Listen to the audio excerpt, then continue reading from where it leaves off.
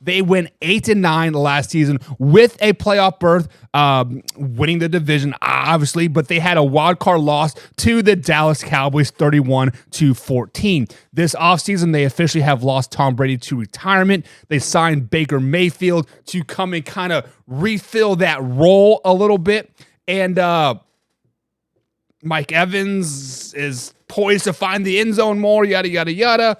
We're going to see how the Tampa Bay Buccaneers do this season with Baker Mayfield. Pause real quick. I do love me some Baker Mayfield, so there might be a little bit of bias in there. There might not. I don't know. We will see. But let's see what the Bucs are going to do this season. I have them actually going 8-9 this season. So a repeat of last season, but I feel that all their games are going to be a lot closer than a lot of these 8-9. This 8-9 record does show. I feel like a lot of their games can go one way or the other. The three for sure losses that I have on the year for them are week 3 versus the Philadelphia Eagles. I think the Eagles are just much more dominant than them, especially early on in the season. I have them losing to the Buffalo Bills for sure and the San Francisco 49ers for sure. But on the flip side of that coin, the week 4, the Saints matchup, the week 17 Saints matchup, for whatever reason, the Saints have owned them in the regular season for many, many years. So let's go ahead and break it down. Week number 1, they travel to Minnesota to take on the Vikings. I have them upsetting the Vikings week 1. I think Baker Mayfield is going to absolutely play out of his mind. I think the Vikings are going to be missing Adam Thielen in this week 1 matchup very, very, very much, along with Delvin Cook.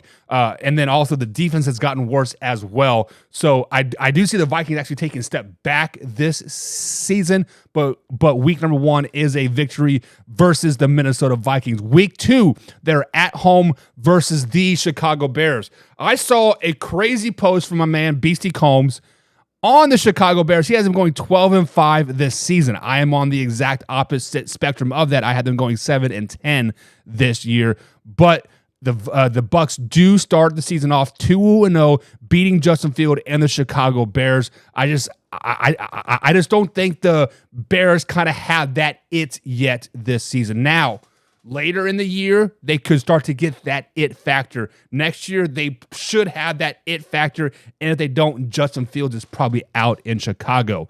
Week number 3, they're at home versus the Philadelphia Eagles on Monday Night Football.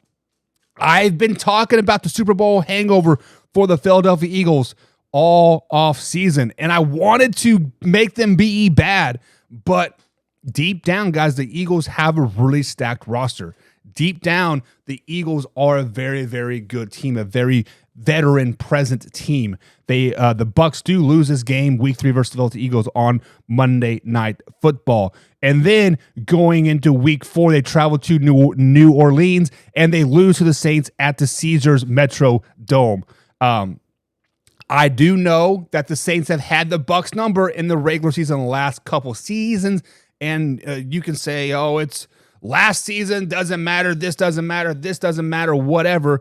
But at the end of the day, it is all about the mental mindset going into these division games. And right now, the Saints have the mental advantage over the Tampa Bay Buccaneers going into their bye week, week number 5, and week number 6, they're back at home versus the Detroit Lions. They do beat the Detroit Lions, making them 3-2 on the season. Many people are very, very high on the Detroit Lions. Many people love the Detroit Lions. I do love the Detroit Lions as well, but they do drop this game. Sorry, the Bucs win this game. The Lions drop this game, giving us a Week 7 matchup versus the Falcons. That is a dub as well. I think the Falcons are going to be much improved as well, but it's a division game. Anything can happen. Giving us a Thursday night matchup. The Bucs travel to Buffalo. You guys all know my thoughts on Thursday night games. Absolutely stupid, absolutely asinine, but the Buffalo Bills pull us out, and it's an ugly, ugly game. Thursday games are ugly in general. The Bucs are the road team after a short work week. Is just give me the Bills. Week number 9, they are at the Houston Texans. The Texans are going to surprise some people this season, guys. When we break down the South in a couple days, look out for the Houston Texans clip. Watch it and enjoy it because it is going to raise some eyebrows. But the Bucs do beat the Houston Texans and their CJ Stroud and all the boys that they got going on down there. It's given us a Week 10 matchup versus the Titans. They do beat the Titans. The Titans take a huge step back this season. King Henry has officially found the cliff and has started to fall off. The whole Ryan Tannehill, Will Levis saga is kind of reaching its point there and is worrying on Ryan Tannehill. He says, if you don't want me, just let me out at the end of the day. Giving us a Week 11 matchup when they travel to San Francisco to take on the 49ers. Once again, I am down on the 49ers as well, guys. If you guys are following us on Facebook page, you know that I have them as a pretty down record here. I'm not going to do it on the live yet. We're doing them tomorrow, so we'll save that. But if you guys want to go there and check it out, feel free to. But the Bucs do lose to the 49ers a Week 11 matchup. The coast-to-coast thing is very, very hard on very team, especially Week 11, 12, 13, 14, end of year. That's when the grind really, really starts. And then one of the surprise upsets, I think, of the year will be the Colts versus the Bucs. And the Colts do beat the Bucs in this Week 12 matchup, giving us a Week 13 matchup when they travel or when they're back at home versus Carolina. Carolina Panthers beat them as well. Week 14, they lose to the Falcons. Week 15, they lose to the Packers. Week 16, Jacksonville Jaguars. Welcome, come to town. They beat the Jaguars. They beat the Saints, and to end the season, losing to the Carolina Panthers, giving them an 8-9 record. Now, last year, 8-9 got them into the playoffs. Is it going to be enough? Is that enough to really catapult them to the top of the division? We will see, to be determined.